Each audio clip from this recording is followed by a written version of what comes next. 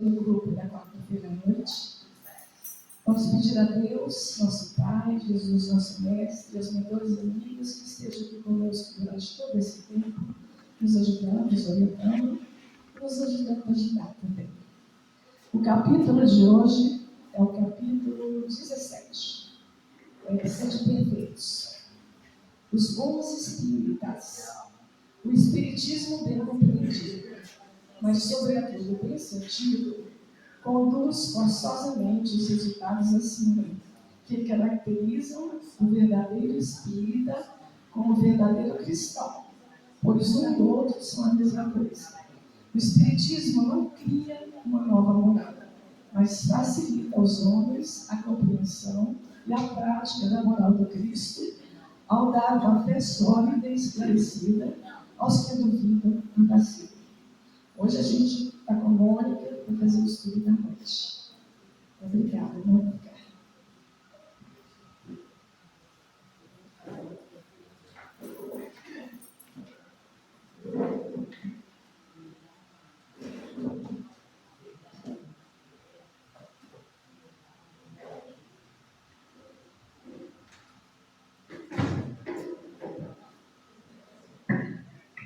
Boa noite a todos vocês. Sempre uma alegria poder estar aqui, apesar de estarmos aqui outros dias da semana. Mas é muito gostoso poder estar participando de outros grupos e a gente sente o quanto isso é interessante e importante para que todos os trabalhos dessa casa possam acontecer de uma maneira bem consistente. Eu não pedi à toa que fosse lido um trechinho do Evangelho que fale sobre os bons espíritas. Eu trouxe uma reflexão que eu ouvi a partir de uma fala do Dr. Décio Antônio Júnior, que tem como tema o seguinte: ser espírita para quê? Simplesmente bem, hoje é quarta, eu venho quinta, eu venho domingo, a gente está sempre buscando alguma coisa, mas já que aqui é a casa espírita, a gente se denomina espírita. Porém, a gente precisa pensar um pouquinho o que é ser espírita para que a gente responda essa pergunta: ser espírita para quê? A primeira coisa que a gente precisa entender é que ser espírita é ser uma pessoa normal. É muito comum a gente que, por exemplo, vem aqui para falar um pouquinho com vocês, ou as pessoas que trabalham em grupos de mediunidade, sejam muito observadas no cotidiano e até questionadas: nossa, mas você não é espírita? A pessoa que faz uma pergunta dessa, talvez ela não compreenda o que é ser espírita de verdade. Então, vamos desmistificar. A minha posição aqui não é diferente da de vocês. Eu reflexionei sobre o tema para estar aqui trocando ideia. Eu gosto que troquem ideia mesmo. Assim como outros que vêm até aqui para falar um pouquinho com vocês. Nós somos pessoas que também, como vocês, estão buscando alguma coisa. Então, colocar trabalhadores de uma casa espírita, frequentadores de uma casa espírita, numa posição diferenciada da humanidade é um erro. Isso mostra muito claramente que quem faz um questionamento desse não entende a doutrina espírita. Bem, sendo assim, há um equívoco. O que é o espiritismo? O que é essa doutrina que nos atrai, que nos chama para estarmos aqui? Bem, a gente precisa então fazer algumas reflexões acerca de quê? Será que eu estou procurando a doutrina espírita para ouvir a opinião dos espíritos e para que eles possam me ajudar na minha vida diária? Será que eu estou buscando a casa espírita para, num trabalho mediúnico, querer saber a opinião de um mentor, se eu estou indo no caminho certo ou se eu estou indo no caminho errado? Essa é uma questão que a gente tem que se fazer. E é muito comum a gente ter esse tipo de pessoa dentro da casa espírita. Eu preciso de orientação. Eu preciso saber se eu estou fazendo corretamente aquilo que é o meu propósito. É muito comum a gente ouvir, inclusive, pessoas dizendo assim: nossa, eu ia fazer tal coisa, mas o orientador espiritual falou para eu fazer outra coisa. Primeiro, o orientador espiritual não dá ordem para se fazer nada, de maneira nenhuma. Porque ele jamais vai romper uma lei que é natural, a do livre-arbítrio. Nós somos donos da nossa existência. Dessa, da passada, da futura. Nós somos donos da nossa vida. Então, nós fazemos as nossas escolhas. E o Dr. Celso, ele fala uma coisa bastante interessante acerca dessa reflexão. Se você quer conselho, procura um amigo muito próximo. Vá se aconselhar com um amigo. Porque se der errado, você sabe onde ele mora. Você vai lá cobrar. Aí você vai na casa espírita, você pede para os mentores, o que eu devo fazer, como que eu vou arrumar um emprego, sei lá, a ideia que seja. Se der errado, você vai procurar onde? Na porta de quem você vai bater? São coisas que a gente precisa pensar. Quando o espírito que se manifesta de alguma forma é evoluído, ele não vai dar conselho para ninguém. Ele vai falar para que todos se beneficiem de uma orientação. Ele não vai falar: olha, vai em tal lugar, faça isso, faça aquilo. Jamais. A gente não pode esquecer que a espiritualidade é como nós. Entre nós, temos vários tipos de pessoas. E os espíritos desencarnados, da mesma forma. Então, espíritos que sabem da nossa ansiedade, de querer que a gente busque uma resolução de problemas dentro da casa espírita, serão espíritos que vão querer dar uma brincadinha com a gente. Então, vamos lá dar um conselhozinho, vai? Quem sabe, né? Ele vai realizar. O que a gente muitas vezes se esquece é que quando a gente está angustiado, quando a gente está com um problema, quando a gente tem uma dificuldade, a gente se esquece de orar. A oração é um bálsamo, a oração é um remédio bendito. A gente quer o quê? Solução. E no século que nós estamos vivendo, a ansiedade tomou um tamanho tão grande das pessoas que eu quero para ontem a resolução do meu problema nesse momento. Isso gera um estresse muito grande.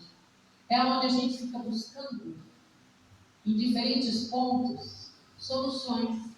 E a gente se esquece que a solução está dentro da gente mesmo. A gente busca sempre uma solução fora.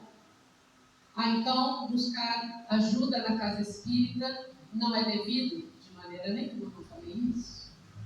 A gente precisa entender o papel da casa espírita, o papel da doutrina espírita. Nós escolhemos estar aqui esta noite. Cada um fez a sua escolha de acordo com aquilo que necessita. Tudo é válido, mas a gente precisa entender qual é o contexto da casa espírita. O que a doutrina tem que nos oferece para que a gente possa se beneficiar. Outro ponto que ele coloca é que existem algumas casas espíritas que trabalham só com cura, só com o tratamento do corpo. É errado? Não. Nós sabemos que todo tratamento espiritual é de grande importância para ajudar os tratamentos físicos. Nós sabemos que muitos tratamentos espirituais resolvem os problemas que os médicos da matéria não conseguem resolver. E aí a gente tem uma outra conversa, porque o papo vai longe. Mas a gente não pode se esquecer que a cura verdadeira é a cura do espírito. Cristo não curou todo mundo. E muitos que ele curou adoeceram novamente. Porque buscavam o imediatismo de um problema. E toda vez que ele curava alguém, ele orientava essa pessoa a mudar-se, a buscar um outro caminho. Tantos fizeram e tantos não fizeram isso. Resolveram continuar com a vida que levaram. E a doença, então, acontece novamente. Cura espiritual não é a única coisa que uma casa espírita faz. É uma parte do trabalho da casa espírita. A gente vem, a gente busca o passe, a gente busca a água fluidificada.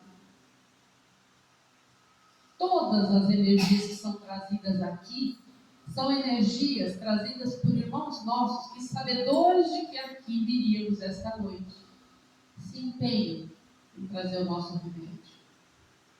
Cada copo de água que a gente pega, ele não é aleatório. Ele está cuidado, ele está tratado, ele está fluidificado.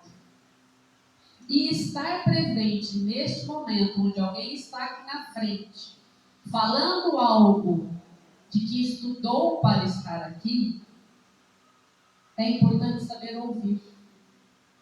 Mas o nosso ouvido, ele é interessante, ele vai muito de acordo com o momento que a gente vive.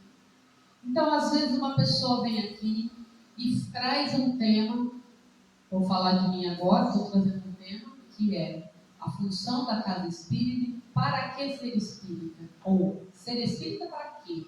Tem que ter uma função essa minha escolha.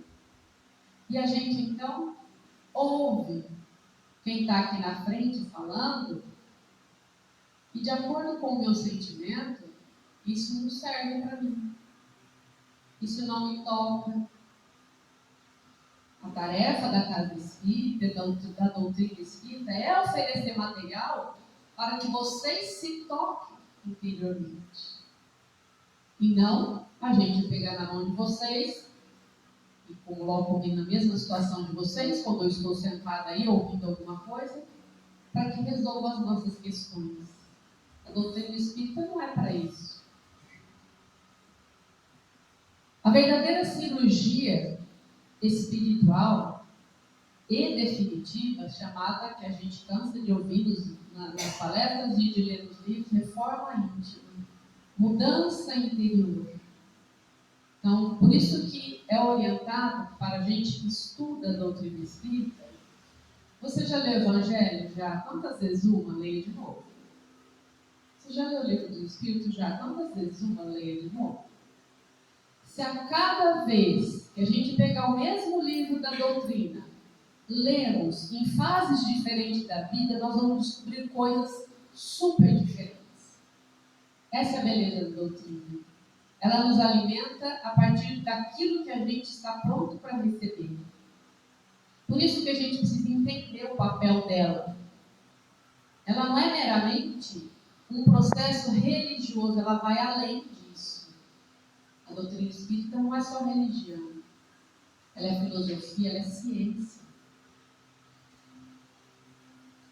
Muitas vezes a gente vem aqui para o centro, toma passe, faz tratamento.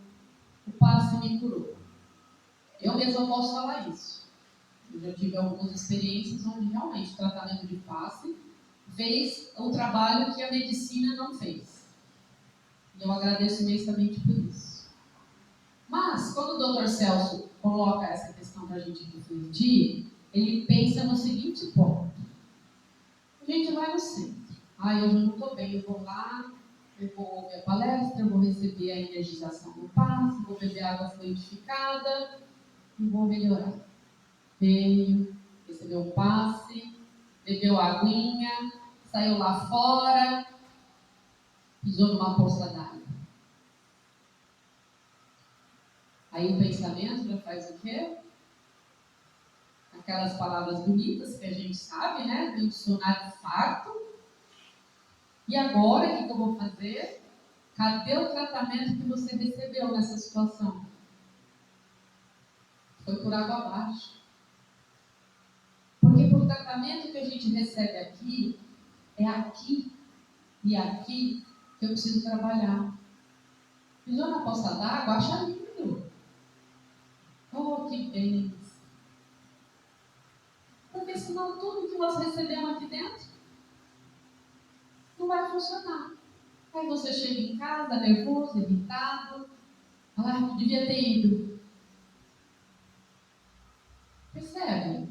É importante a gente saber a função do passe, a função da água, a função das orientações, a função do trabalho da doutrina espírita. Seguindo as reflexões do Dr. Celso, ele fala que a gente precisa tomar cuidado com o que a gente ouve, como eu disse antes, em relação a como a gente está por dentro. Então, se eu estou num dia ruim, a palestra dura 10 minutos, eu acho que ela durou 1 hora. Se eu estou num dia bom, a palestra durou 1 hora, eu falo, nossa, mas já acabou? 15 minutos. Então, essa percepção é importante quando a gente sai de casa para vir para a casa espírita.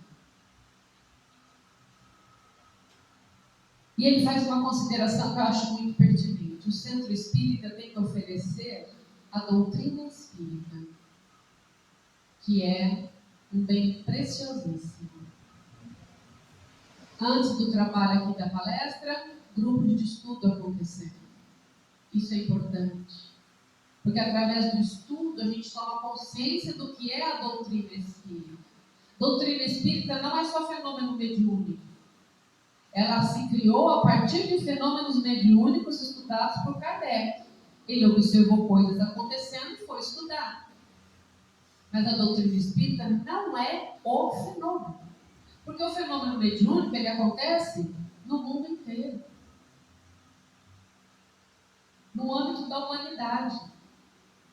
Não importa onde se esteja. Ele acontece. É uma condição da humanidade. Algumas pessoas, ele pondera assim, que vão para a casa espírita, eu preciso trabalhar na caridade, eu preciso fazer caridade. Olha, eu conheço uma casa espírita. Vai lá, eles fazem enxoval, ou eles fazem cesta básica. A pessoa vai, se esforça, e trabalha, e ela tem o mérito dela, óbvio. Claro que ela tem. Mas a gente não pode se esquecer que é um lugar que a gente é obrigado a fazer caridade. É tarefa a nossa casa. A nossa casa é a nossa tarefa. Afinal de contas, a gente veio para esse lar, morando com as pessoas que a gente mora, não é à toa. Então é nosso dever aprender a ser caridoso dentro de casa. E ele fez uma consideração assim: a pessoa chega na casa espírita, parece que ela está assim, envolta numa luz dourada, ela fala manso, ela fala baixinho, ela é educadinha. Fora da casa espírita, ela não sabe dar um bom dia para o porteiro do prédio, ela não dá um sorriso para alguém que ela encontra na rua. A gente acabou de encontrar um pedinte. Eu ainda falei para o Celso, nossa, ele está cuidando do meu lixo. Tirou um marmitex e enfiou na boca. Viu que a gente desceu? Pediu ajuda para ele, porque aquela comida estava azeda. Deveria estar mesmo. Poderia muito bem a gente ter virado as costas, não tem nada, e não querer nada. Às vezes, a gente não tem o que dar, mas saber ouvir. Olha, meu amigo, hoje eu vou ficar te devendo. É muito importante a gente aprender a ser verdadeiramente. E no capítulo 17, tem o item o homem de bem ou bom espírito do Evangelho. É um capítulo que todos nós deveríamos ter para ser lido todos os dias. Porque, de fato, a gente vem de uma ancestralidade de violência, de guerra. Então, a gente carrega muita coisa dentro da gente ainda que não é salutar. E o Dr. Celso fala o seguinte: como é que a gente vai aprender? Experimentando e errando. Mas, a partir do erro, fazer uma nova construção. Então, gente, aprender a fazer caridade, primeiro é dentro de casa, não é na casa espírita. Outra situação que ele pondera é: não, eu vou lá no centro, vou pedir perdão a Deus pelas coisas que eu andei fazendo, ou andei pensando. Às vezes a gente nem faz, a gente só pensa. Será que Deus precisa do nosso pedido de perdão?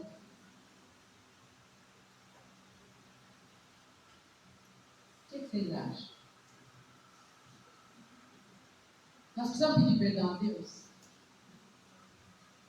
Na verdade, a gente tem que aprender a se perdoar. E ele conta que o Chico falou assim que quem precisa pedir perdão é porque ainda não aprendeu a amar. Você não precisa pedir perdão se você aprendeu a amar. Nossa, mas Jesus falou que a gente tinha que aprender a perdoar. Jesus precisava perdoar todos aqueles que fizeram o que fizeram com ele.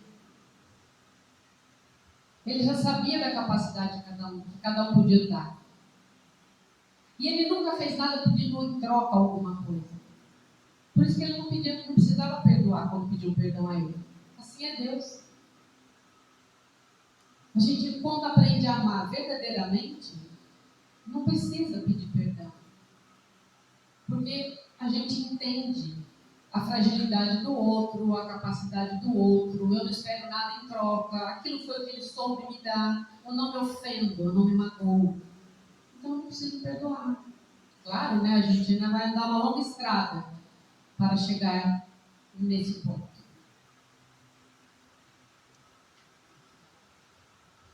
Sendo assim, a nossa doutrina ela é considerada a terceira revelação.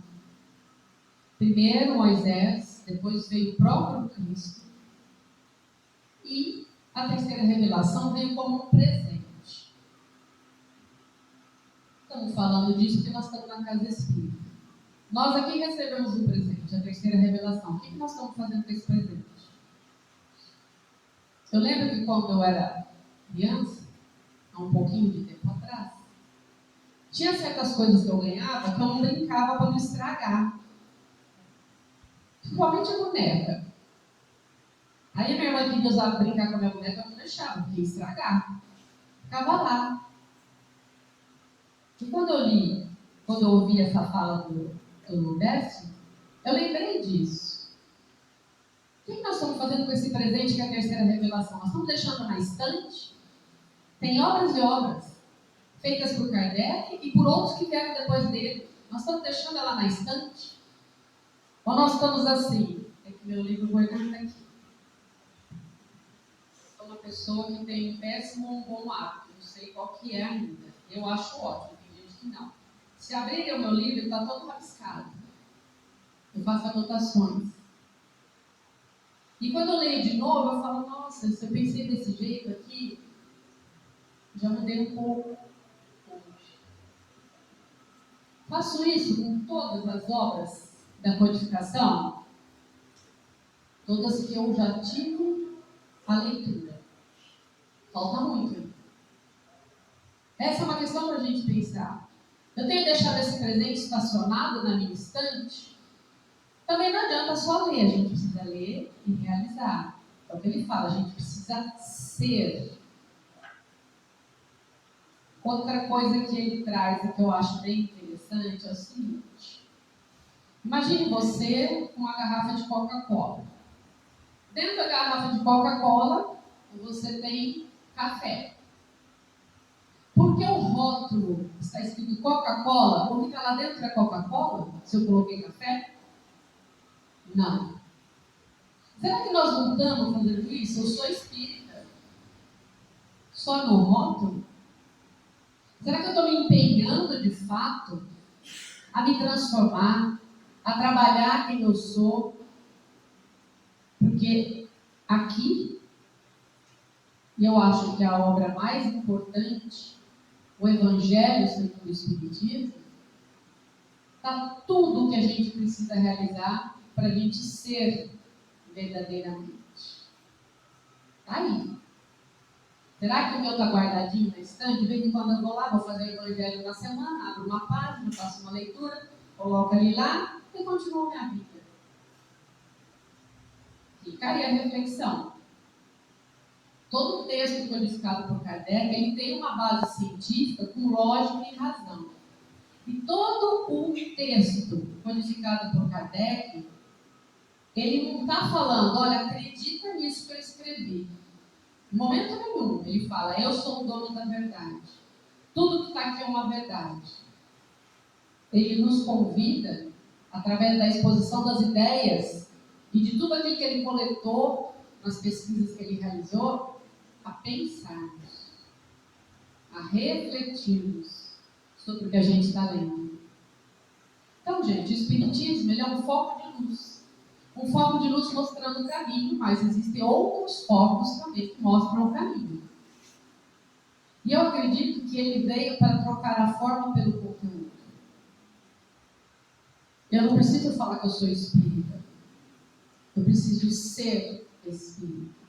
Eu preciso agir de acordo com aquilo que eu acredito como verdade. Tudo começa dentro de nós. E a gente precisa ser muito coerente com aquilo que a gente fala. Então, me colocar como sou espírita, eu preciso ter atitudes coerentes para mostrar que realmente eu sou espírita. A pergunta fica: ser espírita para quê? Para me tornar alguém que pode viver como espírita, e eu acho que espírita é por conta da casa da doutrina espírita, mas eu gosto de pensar o homem de bem, ser um homem de bem verdadeiramente, ou eu continuo com a garrafa de coca cheia de café dentro. Quer dizer, eu tenho um rótulo de que sou espírita, mas ainda não consigo trabalhar isso dentro de mim. É para se pensar. Será que é tão difícil ser espírita? Vocês que estão aqui por algum motivo. O que os trouxe na casa espírita?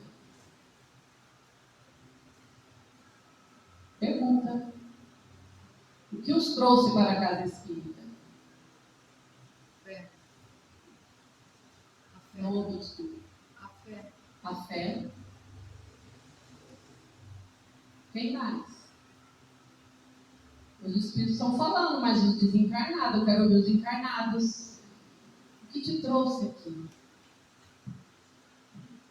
Esperança. Esperança? Esperança de viver. E o Laura? O que tu trouxe, Laura? Eu fui empurrado. Eu não tive uma escolha. Quem mais? O que trouxe cada um de vocês aqui? Que faz com que toda quarta vocês voltem. Buscar respostas. Cada um tem um motivo para estar aqui. E a doutrina, ela tem toda a ferramenta que nos dá a possibilidade, cada um com o seu motivo, de achar resposta. Basta saber procurar. Ela não vai cair, não vai, como eu falei lá no começo, não vem um mentor e vai falar as respostas para você. Você vai buscar e você vai achar. Essa é a beleza da doutrina espírita. Ela não fala, faz isso, faz aquilo. Ela te dá a ferramenta para você trabalhar quem você é. Na sua necessidade, no seu tempo. Só que a gente não pode ser acomodado. Aí eu tenho que ficar jogando meu café fora para que um dia eu esteja só Coca-Cola. Meu rótulo é espírita e hoje eu sou espírita. Eu prefiro pensar que nós estamos nos esforçando para ser espíritas. E quando a gente lê o capítulo do Evangelho, a gente vai entender por quê. É um capítulo que a gente precisa ler toda semana. Para a gente se lembrar. Por que eu busquei? Apesar de eu ter nascido num lar espírita, em alguns momentos do meu crescimento, eu fui conhecer a religião da minha mãe, que é católica. Mas eu me sentia tão sem respostas, tão assim, sem sentido, não me alimentava ao ser, que quando eu fui conhecer a religião do meu pai, então vamos conhecer a religião espírita, aquilo me deslumbrou de um tanto, porque eu tinha respostas. Primeira dúvida que eu tive, quando eu fui fazer a primeira comunhão, porque eu fiz primeira comunhão, eu vou ter que confessar para o padre o quê? Qual é o meu pecado? Que é o pecado. Pecado é erro. Então, se eu errar uma prova, eu tive pecado, eu errei. Aí eu sofri, sabe? O que eu vou falar para o padre que eu pequei? Aí eu comecei, briguei com a minha irmã, fiz cara feia para minha avó, dei de ombro para minha mãe. Eu falava, gente, que pecado que eu tenho. Então não tinha sentido para mim. Ao passo de que quando eu ingressei na doutrina, fui conhecer o lado do meu pai, na evangelização, e estou aqui até hoje, faz pouco tempo. Coisas se descortinaram, tiveram sentido para mim. É por isso que eu acho essa doutrina, e por isso eu acabei ficando, porque eu tinha outras possibilidades, porque ela me trouxe respostas. Ela não me falou, Mônica, você tem que fazer assim. Primeiro que eu ia achar meio esquisito, porque eu sou uma pessoa assim, não vai me dar ordem, não. Eu tenho que entender. Eu preciso saber o que está acontecendo. E aí meu marido fala, você é São Tomé. Não, eu gosto de entender as coisas. Não posso simplesmente ficar aceitando. E a doutrina espírita faz isso. Ela dá a ferramenta para a gente compreender o que é existir, qual é o sentido. Então vamos fazer a reflexão da semana. Por que eu vou na casa espírita? Ser espírita para quê? O que eu estou buscando? Ficou difícil? Ficou todo mundo quietinho, meio assim? A classe comportada. Você viu? Eu não sei se eu dei uma intimidada com essa proposta que fala, ou se o povo está pensando. E aí? Eu intimidei vocês? Cheguei muito difícil? Foi... Ai, obrigada. Porque faz a gente precisa pensar. Essa é a beleza da doutrina. Queremos ser espíritas? Queremos. Eu também quero ser na íntegra espírita. Ainda não consigo. Resvalo. Mas eu estou tentando. E ele fala, a gente só aprende tentando. Vamos errar? Vamos. Vamos errar muito, gente. A gente tem uma história longa de passado. O que a gente fez com o Evangelho de Jesus? Cruzadas, Inquisição, ideias salvacionistas. Nós fizemos isso no passado. E hoje nós estamos tendo a oportunidade de transformar isso, de viver de fato o Evangelho de Jesus. Não um Evangelho de Jesus que esteja num degrau acima de nós, mas um Evangelho que nos dá a possibilidade de sermos um dia crísticos. E é uma coisa comum, mas Jesus é ímpar, né? Não, ele é ímpar para nós. Mas ele um dia não foi ímpar. Ele chegou onde ele chegou por luta dele.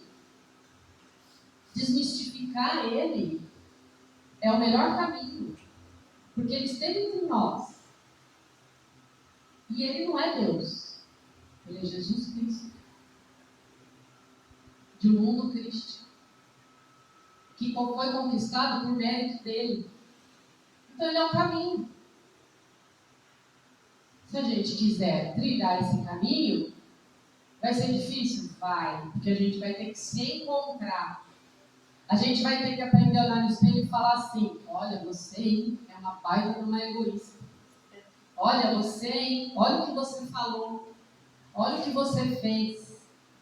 Olha o seu... Você não fez nada. Olha o que você pensou. E esse negócio de pensar é sério. Uma coisa que a gente precisa trabalhar muito. Se a gente entrar nesse mérito, a gente não sai daqui hoje. A gente não faz muitas coisas, mas a gente pensa muitas coisas. A gente emana muitas coisas. Está aqui o trabalho. A cartilha está aqui. Quem quiser a cartilha, é só ir numa livraria espírita que vocês encontram ela. Na biblioteca que deve ter. Busquem. Então, gente, eu agradeço a paciência. Espero que eu não tenha deixado vocês constrangidos. Espero que a gente possa fazer dessa reflexão algo melhor para a nossa vida. Muito obrigada.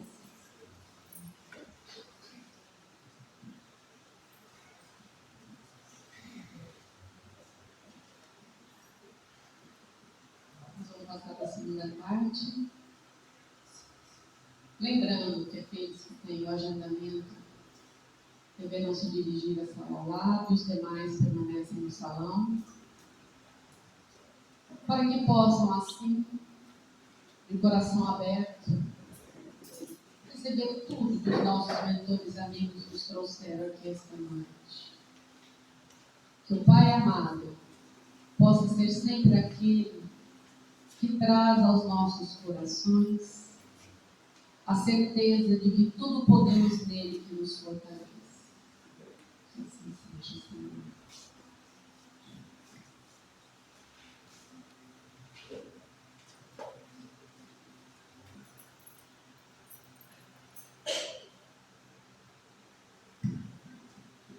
E assim, com o coração embevecido e tão dulce das energias que esses amigos espirituais permitem transbordar de si mesmos para nós, nós agradecemos a essa oportunidade, a este momento, a este encontro de almas, a essa festa espiritual que nos acolhe e que permite possamos estar juntos sempre que quisermos. Em forma de agradecimento, Senhor, oramos a Ti dizendo: meu Senhor, sábio dos sábios, Pai de toda a criação, põe a doçura em meus lábios, a fé e o amor em meu coração. Sol de amor que me conduz, na vida em que me agasalho, enche os meus olhos de luz e as minhas mãos de trabalho. Dai-me forças do caminho para lutar e vencer, transformando todos os espinhos em flores do meu desejo. Pai, não te esqueças de mim nas bênçãos da compaixão. Guarde no seu coração de paz e de amor.